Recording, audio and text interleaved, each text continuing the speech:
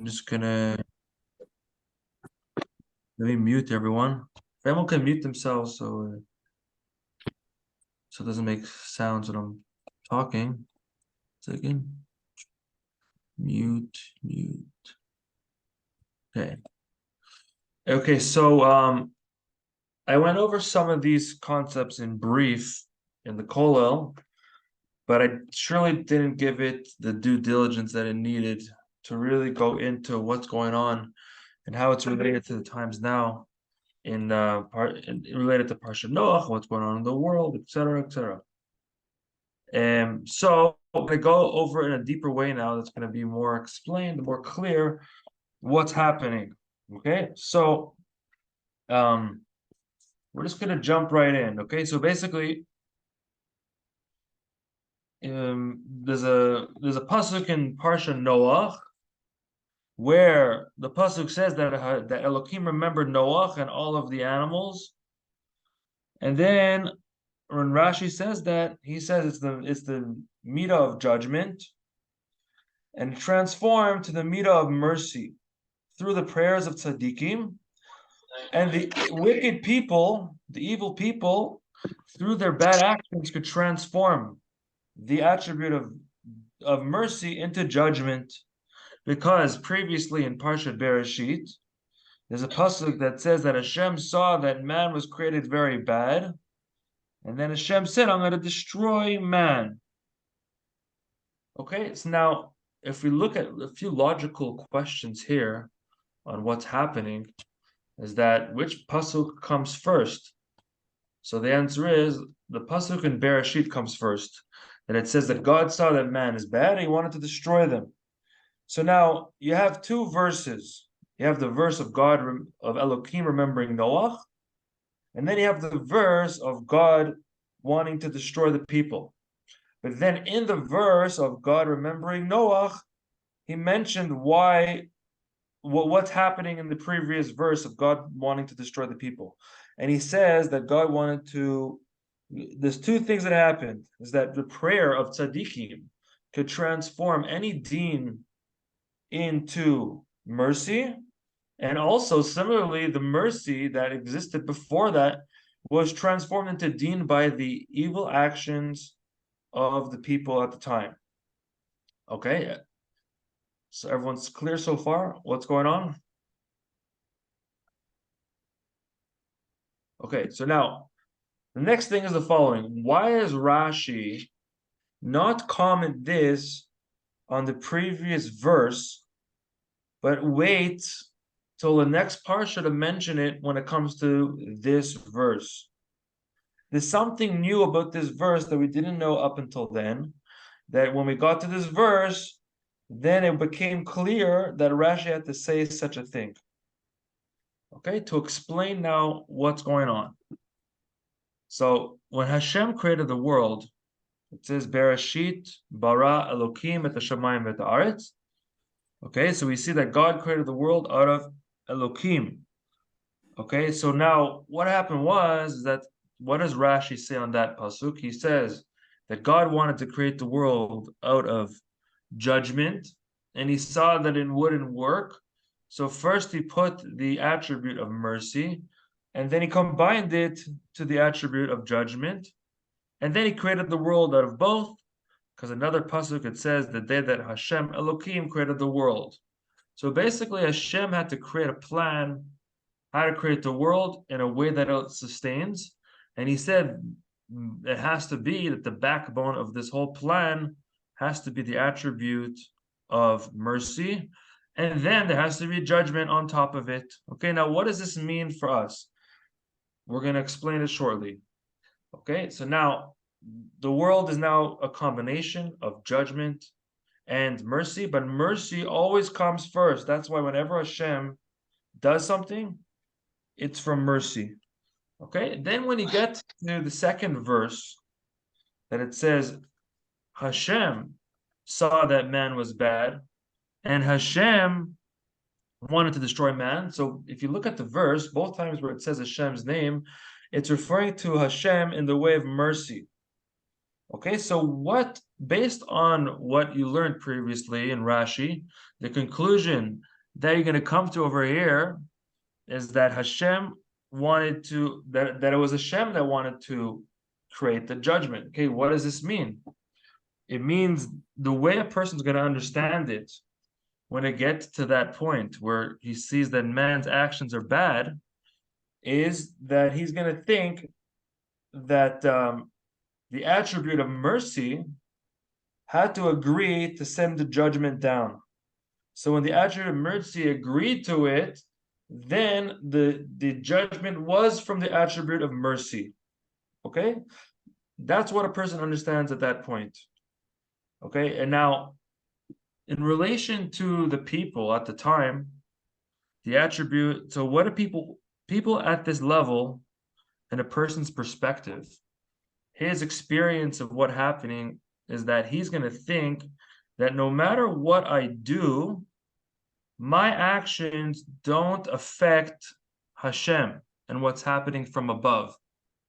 That Hashem still likes me the way I am, and therefore, whenever there's a judgment coming up from above, it's only God's mercy that's coming down on it. And I don't have any say of what's happening above, and I don't really affect things on a bigger level than that.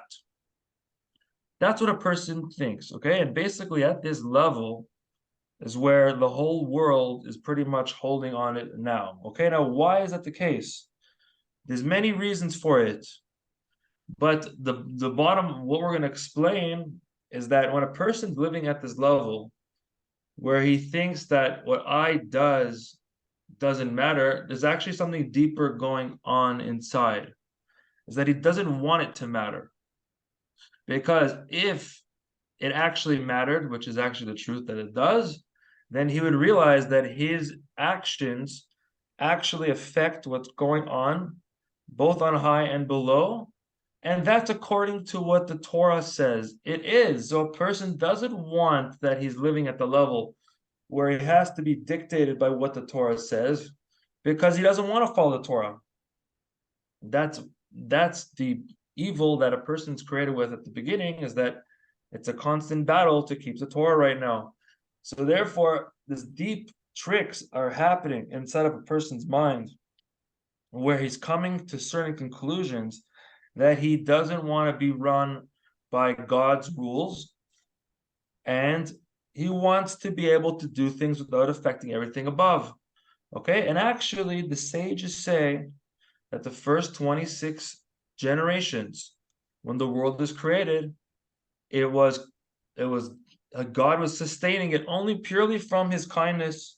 So really the world was at such a level where God's kindness was just giving life force, both to the ones who do his will and to the ones who don't do his will, and they were receiving it equally.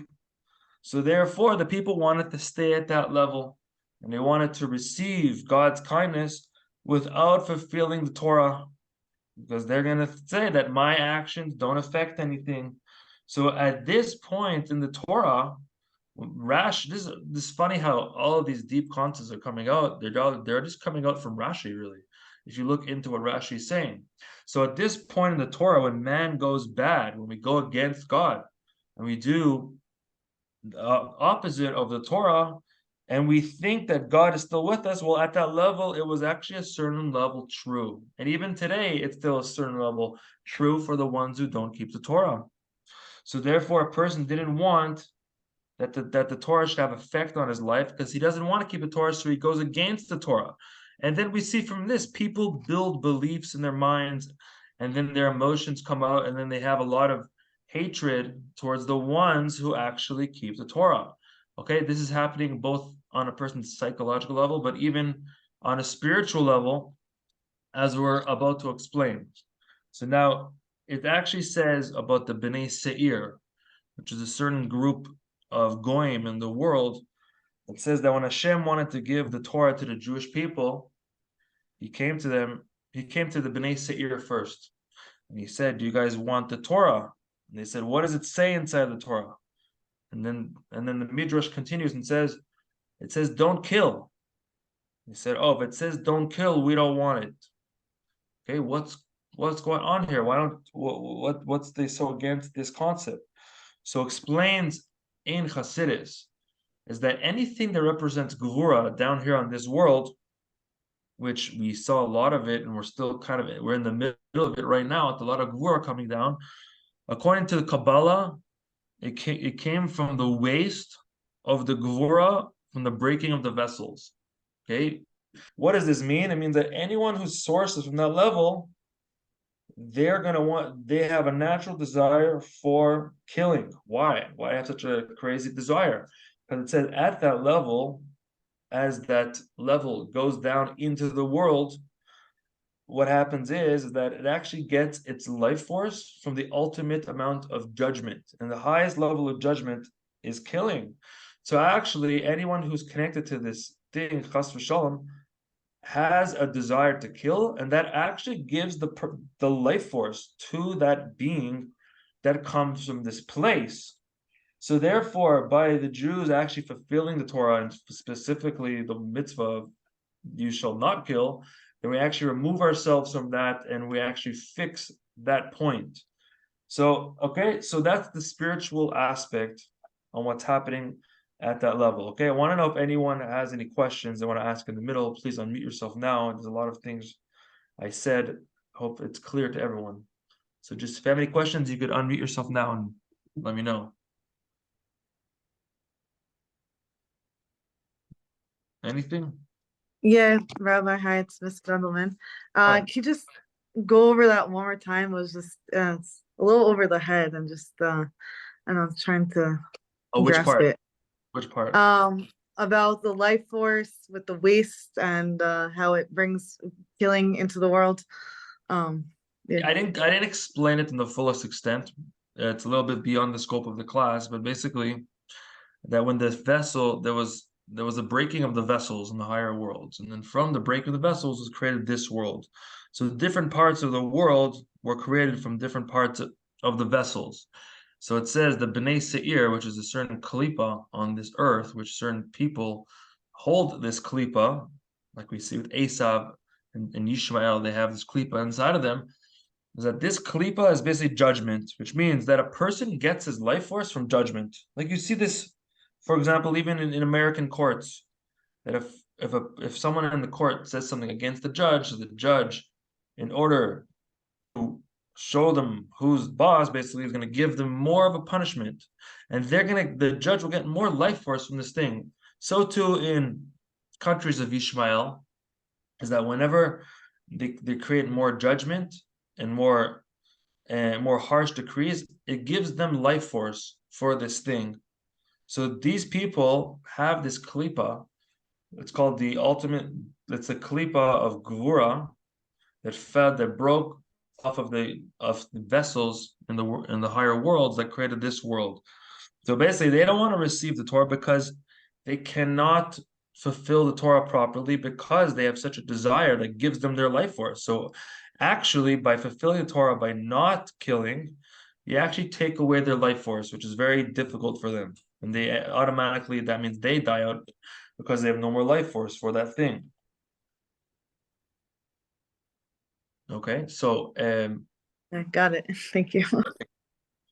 okay, so therefore, at this level, a person in his mind is thinking that since what I do doesn't actually make a difference of, and that I could do what I want and still receive from God, okay, therefore I'm living the way I am, and then I come with my ideas, and then basically what happens is if you're not with God, then you're automatically going to go against God. So that's why you see a lot of people now all of a sudden coming out with their opinions. And even you have Jews, I know some Jews, all of a sudden you see on their Facebook Palestinian flags. And you tell them, if you tell them, okay, go to Ramallah for one day and see if he'll come out, tell them you're pro-Palestinian. They're not going to come out. It's not going to happen. Okay, so why do they come up with these ideas? What's the source of what's going on inside of a person? So we see from here that really, what do these people want to do? They actually want to lose their sparks of their soul that's inside of them, because they have an inner struggle against God. So that means anything that stands for godliness they're going to automatically reject it because they don't want to have to fulfill the Torah in order to live their life that they're living. Okay, all the more so, all the non-Jews that are out there, they don't want to also go through such a thing that they have to listen to the rules of God because maybe they have feelings against God. And all of these convoluted things eventually come out with people protesting pro-Palestinian ideas, pro-Hamas, and all these things, which is these people are the Kalipa that fell from the Gvura, that are just ultimate judgment. And they rather choose that than to go with God. Okay, now, why is it such a difficulty for someone to follow God's commands? Okay, there's a lot of answers to this question. But one of the main things there's two main things. The first thing is a person doesn't see that God is fair. So therefore, if you trace back what's really happening, you have a person that works at Starbucks and they go queers for Hamas, right? Or queers for Palestine. Okay, what's going on? So actually this is brought down by Rabbi Moshe Feinstein that someone who did some homosexual acts went to Rabbi Moshe Feinstein, he asked him a question, how to deal with it. And then Rabbi Moshe Feinstein said that really the main reason why people actually do that is because they have an inner problem against God. So therefore, the whole thing is a rebellion against God. So therefore, they don't, because people feel that some way or another that God did them wrong, or they don't see how God makes sense, or they don't understand God, or they think that God is bad. So therefore, they have something against God in their heart. So if someone like went deeper inside, they could realize that this is a true thing, that they have a problem against God in their heart. But if they don't realize it, it's very common that it turns into one thing to the next, and then now they're pro Hamas and pro this and pro that, and they're against anything that is godly. Okay, that's the first reason. The second reason is they don't want to keep the Torah. Why? It's a burden, especially for Jews. It takes up your whole life. Every thought you have. Okay, as we're learning today, is that in the Rambam, in the halachas of Avodah Zarah, he tells the whole story of how Avodah Zarah started.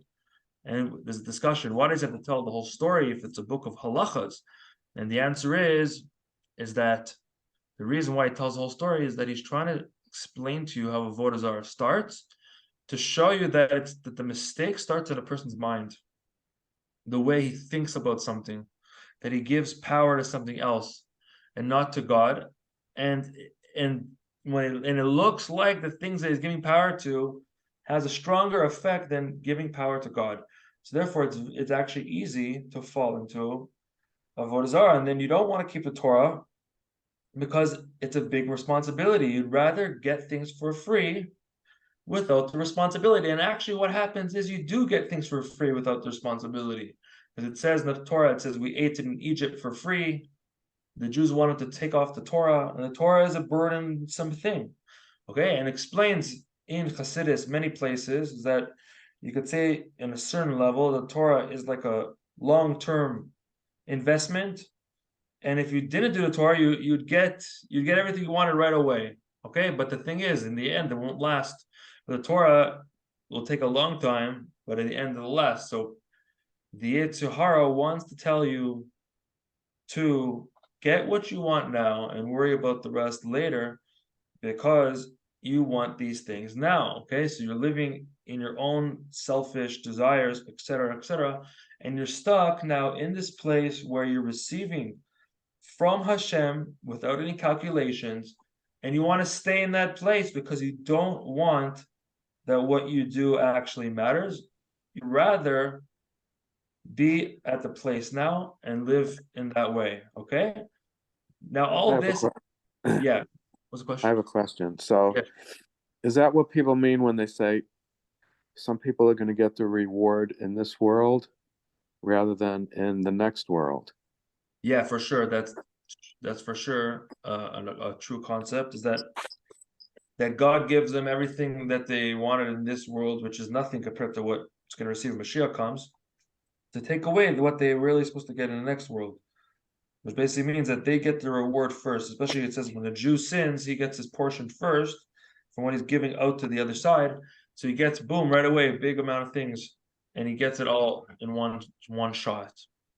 Okay, so now, but the way of Torah is to go and build and to fulfill the mitzvahs, because it says that the Torah is like a process of refining. When you want to take something precious out of something, out of let's say you want to take a piece of gold out of a slab of metal, it's a lot of hard work to do that. So there's a lot of pieces of gold and a lot of slabs of metal, which is this world. We have to go and extract them out slowly but surely over these many years of hard work in order to do it. And our learning and our davening and our transformation of our emotions, etc., etc. All these things are to do that. Okay, so now basically, the next pasuk comes along. Okay, where Rashi says his commentary on this pasuk. Okay, what's the pasuk? It says that Elokim remembered Noach. Rashi comes along, and what does he say? Okay, I'll read it again so everyone remembers. What does it mean when Elokim remembered Noach? Rashi says, this is the midah of judgment that transforms to the midah of rachamim through the prayers of the tzaddikim, and the evil deeds of the evil people transform the midah of rachamim into judgment, as it says that Hashem saw that man is bad, and he said, I will destroy man forever. Okay, so basically, if you look at these two verses, when God is saying, I'm remembering Noach, he uses the word Elokim, which is the name of judgment. But when God says, I will destroy these people, which is an action of judgment, he's used the word Havaya, which is the name of mercy. So why does the Torah flip them around? It's as if they're the opposite is what's happening is true. Okay, everyone clear on that question? Okay, so when God says, I will remember Noach, which is an act of mercy, he used the name Elohim, which is judgment. And when he says, I will destroy humanity, he uses the name of mercy when he's doing an act of judgment and destruction. Okay, so now Rashi comments specifically on this verse and not in the previous verse. Why? Because this verse is teaching us something, a new thing, and this new thing causes Rashi now to have to explain this concept. Okay? What does it mean? It says the remembering comes directly from Elohim. Not only that the attribute of judgment now agrees to remember Noach, but the actual remembering has to be through the attribute of judgment, which basically means there's Hashem, and then he has different ways that he acts in the world. He has mercy and he has judgment. That's the main two ones, okay? So now when Hashem said that he's remembering Noach, he said that the attribute of judgment is going to be the one to remember Noach. Okay, why is this the case? So on one level, you could say that in order for God to remember Noach, so his attribute of judgment should agree to it to allow that to happen. But that's not what's happening, because it says then only the name Elohim, which means that Elohim himself is remembering Noach. Okay, now what does that mean? Is the following thing. Okay, 1 second. Okay, it means that this pasuk is coming to teach us that when Noach came to the earth, okay, even though the time of Noach was a time of judgment, as we're going to explain shortly, because in the Pirkei Avos it says there was 10 generations from Avram to Noach, and then from Noah, from Adam to Noach, and from Noach to Abraham. So the Pirkei Avos splits it in two categories. The first 10 years is from Adam to Noach, and then it says the next 10 years from Noach to Abraham. Okay, and then Abraham started a new era. But the new era of Abraham actually started by Noach, and this new era began by Hashem remembering Noach. Now, why does it say the word Elohim by Hashem remembering Noach? Okay, it's coming to teach us a very, very important thing. is that now, since Noach was a tzaddik in his generation, therefore, as explains in Chassidus, is that he was able to keep the Torah. Okay, maybe he didn't keep to the level of Avraham, but as explains that his level was like that of a child, which you would mechanech a child. Okay, when you have to teach a child, there's certain things you have to tell him don't do this, and certain things you let him be. So it says that Noach was at that level. So therefore, Noach was the beginning. It was kind of before its time of the fulfillment of Torah.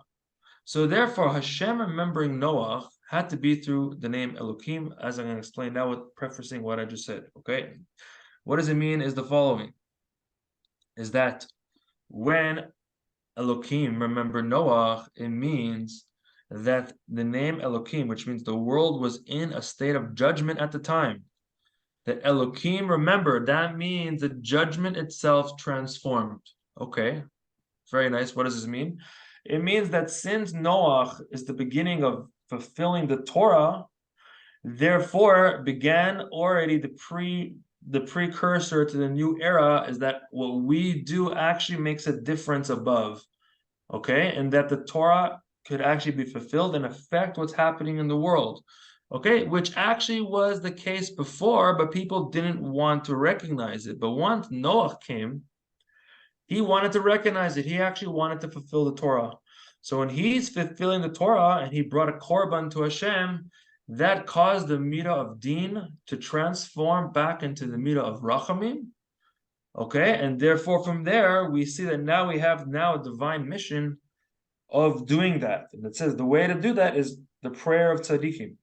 Therefore, Rashi had to wait until this pasuk to explain the previous pasuk of when the people did certain actions and it transformed God's attribute of mercy into din, okay, and that it has the ability to do that. Okay, so that means in the world, the truth of the world is that what we do could actually affect above, and we cannot hide from it anymore. Okay, and Noach was really the beginning of this thing, because it says that now the attribute of mercy transformed into, of judgment transformed into mercy, and therefore promised that the world will never be destroyed again. Okay, and now what does that mean? Is actually there's a certain gift that happened in the world until then, as explains in Chassidus, that when Hashem remembered Noach and therefore made it that the world will not be destroyed, what happened is that Hashem put his infinite light into the world, and that caused that we have a world that's never going to change. Okay, so now when you look at physical beings and anything that's created by God, there's always like a beginning and an end. As we see, that's what these people want to do. They always want to create an end. The people from the other side. Okay, so now when Hashem made it, the world's going to last and it's not going to end. So that's actually a godly power that God put into the world, that nature would always stay the same. Okay, so this actually this proves the godliness in the world. Okay, so then basically what happened is that Hashem made this covenant with Noach, that he will always be, that meaning that God will always be invested into the world in a consistent way, and the world won't end. So this is actually a miraculous thing, but we don't realize it because we're so used to nature.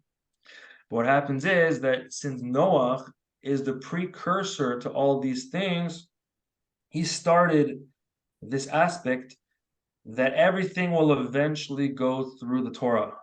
And then specifically by Abraham is the beginning of that new era. So really, it's actually an interesting thing that all of Parsha Noach is a judgment going on. That there's a midah of din shining strong until Hashem remembers Noach, which is we read on Shabbos only, the Aliyah on Shabbos. And then basically at the end of the Parsha, the last word is the upside down nun. And then starts the story of Abraham, which is basically the beginning of, the end of judgment. So really the Parsha Noach is a Parsha of judgment, that we have to go through these things in order to arouse Hashem's mercy. That not only arouse it, we have to transform the judgment into mercy. How do you do that? Rashi says it's the prayers of the tzaddikim. Everyone with their own prayers are able to transform the judgments that are coming down and transform them into mercy. And then once you transform into mercy, there's no room left for judgment. And then the era of Abraham starts. Okay, now we're going to talk about the era of Abraham in a second. I just want to see if anyone has any questions they want to say at this point. So what does upside moon represent? We're going to say that the next thing. Yeah. Oh yeah, Hamas is in the Parsha exactly. Right. And if you look at if you read the Targum Onkelos, the Aramaic translation of the word Hamas is ketufa, which means to steal. What do they do? Kidnapping. That's the Aramaic of Hamas is. Okay, so it's interesting what's going on there. Okay, anyone have any questions on what we said so far? Yeah, I thought Hamas translated, according to Chabad.org, to violence. Yeah, the actual word and it means violence, but for some reason the Onkelos, when he translated the Torah into Aramaic, he wrote the word to steal or to kidnap. Okay, and it says in the Gemara that Onkelos, we also received it from Har Sinai. The translation of Onkelos was received at Mount Sinai also, so it's one with the Torah. So they're both true, obviously, but we see that this is the gvura of the klipa that wants to bring everything to its end. That's how they get life force. They want to destroy everything. They actually get life force from that. That's how low it is. They chose their name. They chose their name, yeah. Well, at least they think they chose it. Right. Okay. Okay, so let's continue a little bit more now. Okay, so now when Hashem now puts himself in nature and he makes that nature won't end, okay, that reveals godliness that's in nature. But then basically, since it's not revealed in such a clear way, unless you think about it, it makes the person want to put himself in a different state of being. And this state of being is that a person sees concealments around him. And everything that he sees that's lack of godliness, he's going to want to break through. So therefore, it puts a person into the state of called Mesiras Nefesh. Mesiras Nefesh means that you're doing something beyond what you understand. You're doing it beyond what you measured for yourself to be able to do, which then leads us to the next era of Abraham. Okay, so we learned a piece this week which talked about the upside down noon. At the end of the Parsha Noach, it says the word Haran. When it says Haran, it's a long noon, but it's upside down. It's like an interesting thing. Like in the Torah, it's actually upside down. And then starts Parsha of Lech Lecha, of Avraham Avinu. So we had a whole discussion on what the upside down noon was. Why is it over there? What is it referring to? Okay, but to summarize all of that, the upside down noon represents Avraham Avinu coming into the world, because it says that the noon makes a clear separation between what was and what will be. And Rashi on that pasuk, I'm going to read the Rashi. 1 second, let me open it up. Rashi says, in the Chumash, it's not upside down. And we looked in the Tikkun, it's upside down. We look in the old ones, they kept it upside down. It's supposed to be upside down. Oh. In the Torah, it's seemingly upside down. Okay, so it says the days of Terach was 250 years, and Terach died in Haran. Okay, Rashi says Becharan, he says the noon is upside down. To tell you until Avram, the anger of Hashem was in the world. Okay, that's what Rashi says. What is he actually saying? So we went over the details of this inside a class this week, but to sum up what's happening there is that basically when Avram Avinu came into it doesn't have to do with Terach, okay, because Terach did tshuva already many years before that, so it has nothing to do with Terach dying, okay, it doesn't have to do with Avram coming into the land, okay, so we learned that there's a Gemara, it says, when did the 2,000 years of Torah actually start? The Gemara says when Avraham started creating souls, what does that mean? He started spreading godliness. So when he's going out to spread godliness, so only then the days of Torah started. Now, what is the days of Torah? As we were explaining before, there was 2,000 years where the world was living off Hashem's chesed, called Rav Chesed. This is what we explained above: is that you could receive from God without having any responsibility, and everyone now wants to receive from that level. And then started the 2,000 years of Torah, okay, until we received the Torah, and then there was the 2,000 years leading up to the redemption, which were right in the beginning, right at the end of right now, about to get into the redemption. So Abraham started 2,000 years of Torah, specifically when he started going outside of himself and spreading the Torah, as it says that he brought the souls around him under the Shekhinah, that he taught them about Hashem. Okay, that's when the 2,000 years of Torah started. So when Avram was doing this, he was doing it in a way of Mesiras Nefesh. And it says that when did the anger of Hashem leave the world? When Avraham started doing this, okay? And that's after going into the land. It has nothing to do with Terach dying, okay? But rather, Rashi is coming to tell us that there's a separation now. That from whatever was until then, now there's going to be a whole new era, okay? And basically, Noach was the precursor to doing that in his way, in order to allow Avraham to go and to bring the world to the next level.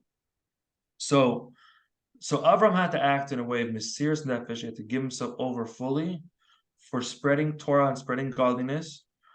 And now, when you're entering the realm of Torah, one of the main difference is that you cannot receive without being responsible from God. Is that the first 2,000 years, you could do what you want, and you could think that your actions don't matter, even though they did, but you're still going to receive anyways. But the next 2,000 years is no. This is the Torah, and this is what everything goes through this. And that's why people are fighting it. We're about to get into Mashiach times. The full revelation of that comes into effect, that the power goes back to the Torah, even though now it still has it, but it's very hidden right now. When Mashiach comes, the power goes back to the Torah. And that means that that's the rules, and that's how you have to play. That's have to live your life. And both Jews, both non-Jews, they have to live their life in such a way. Now there's so much opposition to doing that, because everything is now starting to go more and more into that place that everything is going through the Torah, which means that the wisdom of the Torah creates the judgment on how things will be judged and how things will be in the world based on the Torah. And now people want to still be free, and they still have problems with God. And all these things now have to be clarified in order for the world to now take upon themselves the Torah. And as we're doing that more and more by doing what Avraham Avinu did, spreading godliness, that's what takes away God's anger from the world and transforms all the judgments of what's happening. And that's how we're going to see all the salvations now, and not in other ways. Okay. Any questions or comments?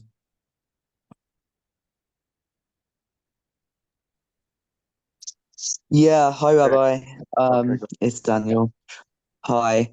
With current events, and there's a lot of good things happening, like the mass teshuva process, lots of kiruvas going on, lots of a lot of Jews now learning Torah and kollel, yeshivas, and this and that. On the flip side, we still do have division, and we still have existence of reform and liberal and Jews who don't want to necessarily commit. Do you see the world veering more towards Mashiach coming in a way where we have to do teshuva out of fear, or do you see with world events that perhaps things can be saved and Mashiach can come out of teshuva from love? Okay, it's a good Thank you. question. It's a very good question. Okay, basically, there's a big discussion amongst a lot of tzaddikim and amongst the sources in Torah. There's Gemaras, there's Zohars, there's Midrashim, and everything's like saying something else. But it's basically, you could divide it into two camps. You have the think good, it'll be good camp, and you have the doomsday camp. Okay, the doomsday camp saying 2/3 of the world's going to be wiped out. The world's going to start from new. Whoever's not keeping Torah is going to be destroyed. And what else is there? Be afraid. Go run into the desert for 9 months when the world's being taken over by different regimes.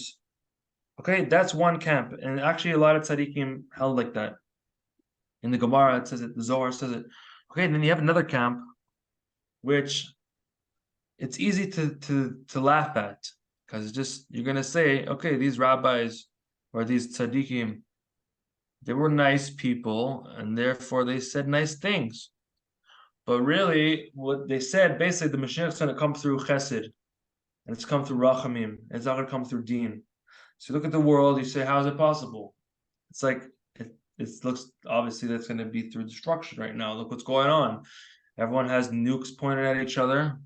Everyone hates each other. Everyone's going only for their personal gains, all the alliances between all the countries and all the things, so many politics involved in it, etc., etc., etc. All these things are happening. And then you're like, what's going on? How's the world going to come through? How's the Mashiach going to come through Chesed?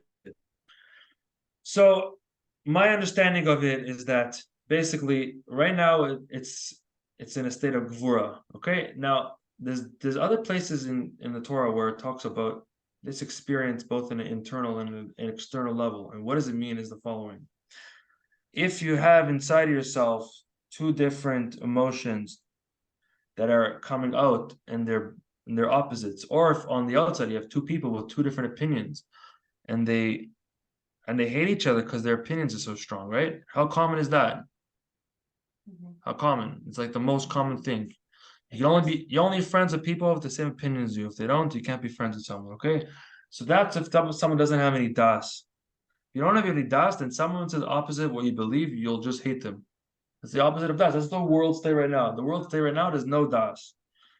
When Mashiach comes, it says there's going to be a das that's going to fill the whole world of godliness, and then the lion will lie with all the different animals, will lie with each other, which is a mashal, that everything will be peace. And actually, the teva of Noach, actually, this is what happened in the teva, is that all the animals were together in the teva and they didn't destroy each other, which was a miniature version of Mashiach, okay, as explained in the Sfarim. Okay, so basically, when you have two people with two distinct opinions, there's two ways to deal with the problem. You could either say, we're not going to talk about our opinions, okay, which basically means that they're going to weaken the emotions that they're feeling so that they won't contradict each other, okay? And we saw, let's say, in our parent generation, this was very common, right? If two kids didn't get along, sort of stop the car, take out the belt, okay? And then everyone's going to be quiet for another 20 minutes. Okay, that's basically saying take your emotions, diminish them, so that there could be peace from a higher light. Okay, does that work? Temporarily. As the generations evolved, so therefore the emotions became more intense. So now what happens is you have one guy who has these beliefs and he can't stand this other guy who has those beliefs, and everyone can't stand each other because they have different beliefs. Okay, so it explains in simple terms is that, like it says that, if, for example, if you go to different Eastern religions, they're going to go meditate on mountains until they achieve inner peace.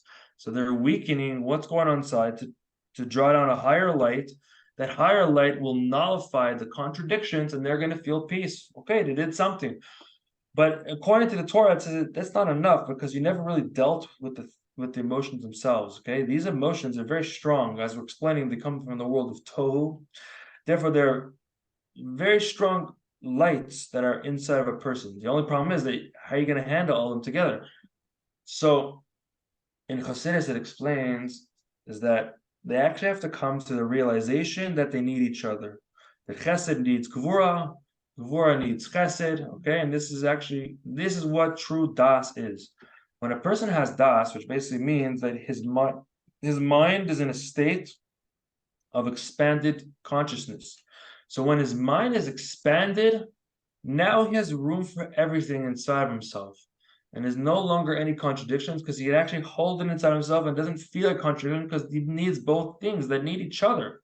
And this is what the world basically is going to come to. So now to answer the question about Mashiach is that we're in a state of a lot of gevura right now where things cannot handle each other. There's a lot of hatred and there's a lot of one thing cannot handle another. But as Mashiach approaches, then the das becomes more acceptable. Then people will come to the realization that each part is needed. So therefore, to answer the question is that when you look at the two camps of tzaddikim, it turns out that the higher tzaddikim are the ones who said it's going to come out of peace. And the lower tzaddikim are the ones who said it's going to come out of war. So now what's going to happen? We're in war right now. So what I understand, it's my own opinion on it, is that we're going to go at some time like this, and it might get intense or less intense or more intense. But at one point, it's going to flip around, and therefore the das will be revealed, and then it'll come through in a good way, ultimately. But it's just going to have to flip at one point, that like an unexpected flip, and then we're going to go into like a different mode. That's my understanding of what's going to be. Thank you. Do you mean that the war is going to flip into more das, or do you think are you saying like long term things are going to slowly change, like as in No, the I think emotions it's of going to have everybody? it's going to be intense, but then at one point things are going to, in a quick way, flip over to a way of chesed and rachamim. And Mashiach's going to come through that way. That's how I understand things to be. But how is that going to happen? When is that going to happen? Probably going to be pretty soon, but I don't know how. We're going to see, God willing, soon.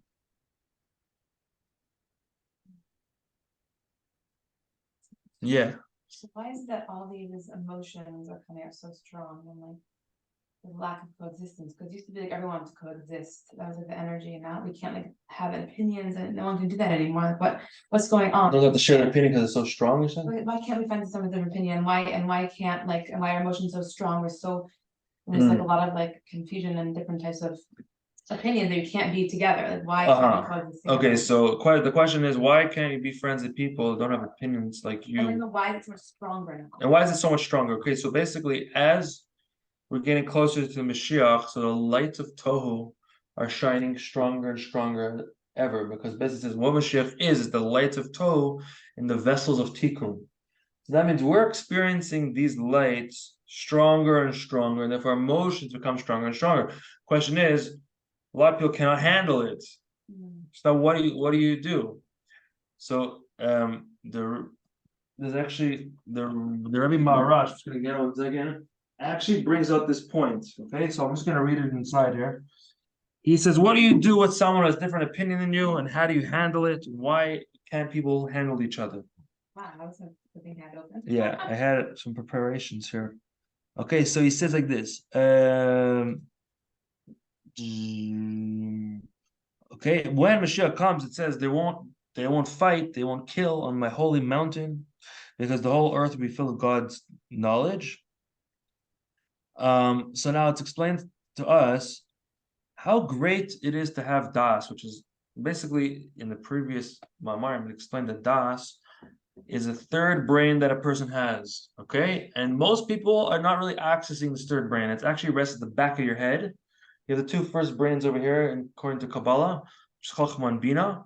Okay, now when you use your Chochmah and Bina in the right way, and you basically work at it and toil in your Chochmah and Bina, then you contemplate on what you toiled on. Okay, this I'm saying it very briefly. This contemplation, how it relates to the person, now he's actually starts connecting to his third brain, which is called das. And the third brain is actually able to bring up this experience of an expanded consciousness, which allows you to connect to things in a deeper level than just understanding them. Understanding is just the beginning. Once you understand it, you have to go and connect, and this connection happens through das. Okay, so it says, so how great is this das?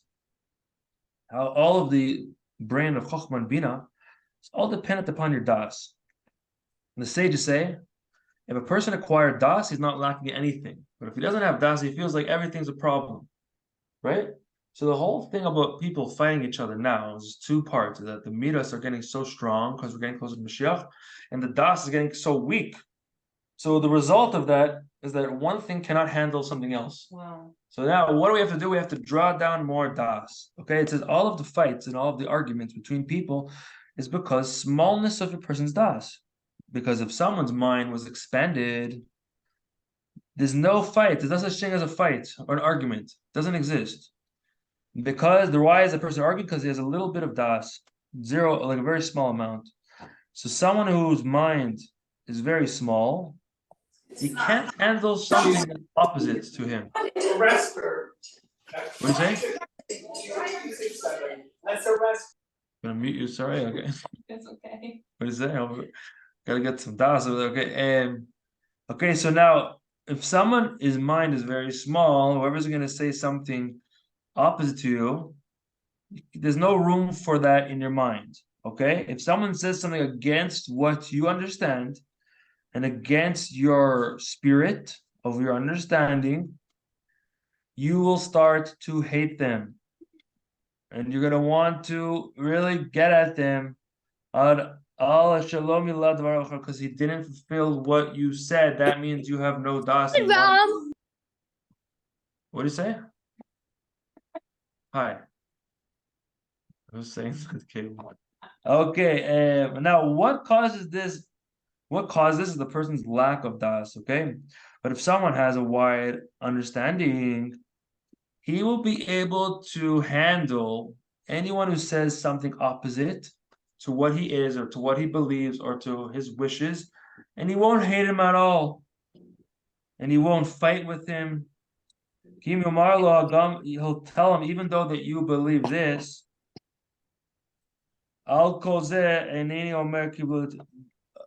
nonetheless, I'm not telling you to accept what I'm saying. And if you're saying the opposite of me, it doesn't bother me. Now, not only that you're not fighting with the other person, but this causes a situation where the other person could eventually agree to what you're saying because you're not fighting them. And therefore, he's actually going to receive what you're saying. And even if it doesn't happen right away, after time, by you not fighting that person and not caring that he believes differently or not listening to you or all these different things, it could be after time he'll come to the conclusion that maybe you're right. And maybe that person, he's going to say, oh, that person was smart. He told me such a thing. All of this is mochin de gadlut, expanded consciousness, that when you're in this state, you could now handle something that's opposite to you. Okay, okay. There's another example of someone, for example, someone that's smart, but he cannot handle something opposite to him, so he's gonna scream bitterly if someone doesn't fulfill his will. But an older person, even though they don't fulfill his will, he won't scream at all. Yeah, a kid that wants something, if it's a smart kid, you don't give it to him, he'll start crying and screaming. But if it's an adult, he won't start crying and screaming. He'll be quiet and receive. He'll even receive being embarrassed about this thing. Okay, so that means as a person das expands, he's able to handle more opposites, and that's really the answer. It's the only answer right now is increase of das of Torah, of das of kedusha. It's the only answer that's actually going to bring the world to the next stages, where now that the midas are getting so strong and the opinions are getting so strong, increase the das, and that's the only way to bring the actual peace. Okay, now some things you can increase their das, like the klipas, you have to just destroy them. Whatever you could fix, we have to go out there and fix it, like Avram Avinu, bringing people under the Shechina, bringing them to das of Elokut, etc., etc. Ram, you said, so they're both going to listen to each other, and because they're open and not fighting, they're going to understand and maybe even think that agree. But if both people are on different sides, then one person agrees with the other agrees with the other, they're still going to have two different opinions, and they are going to understand each other. Right. So it actually, so by not fighting shows that a person's at a low level where he doesn't have any dots. And therefore, he's going to say, I believe this, and that person believes that, and he's wrong, and I hate them, and they're bad, and they're evil, and they're my enemy. But if the person that's their enemy doesn't fight them back, and so because it doesn't bother him that the other person thinks differently, so that already opens up room for that person to accept what the other one has to say, whether it's going to be now or in some time from now. But the fact that he didn't fight him, that is already the beginning of the peace that could be created from it. I understand what you're saying, Yeah. yet in the end, not the end, but at some point, two people may still they may understand each other and accept each other and still have two different opinions and may try to find a way to work with each other, but it doesn't I don't know if that necessarily means that one's going to end up agreeing with the other. It doesn't have to happen, but it definitely opens up the possibility. And Okay, it's yes, possible. I agree. It's possible that he'll actually come to say, hey, maybe he's right about this thing, because you could share your opinion. You're not trying to push it onto the person. You're saying, this is how I believe. Right, If you think opposite, okay, fine. That gives the person, at some point, he might say, hey, maybe that person knows what he's talking about. It creates an opening. Yeah, exactly. Okay, thank you. No problem. Okay, cool. Any other questions? Yeah, where can we access this recording? I'm gonna send it. I'll send it to you afterwards. Okay. It's gonna be on the cloud, so I'll have a link for it shortly. Send us all. I could send it to everyone, yeah. Okay, cool. Yes, this is a combination of a few different sichas, Birei Zohar, Rabbi Maharaj is like, I had to do a lot of research to put these concepts together. But from this, we see, God willing, a little insight what's happening now on a Torah perspective. L'chaim, l'chaim. Thank Amen you. for that. Okay, no problem. Thanks. Okay, cool. It was nice to do a class again. It's been a couple of months here, maybe a year. Don't even remember since the last time I did it. I literally bought a Zoom license last night to do this, so it won't expire after 45 minutes. Every Sunday. That was good. Thank Yeah. you. Thank you. Okay, no problem. Thank you. Ciao, everyone. Ciao. Bye. That was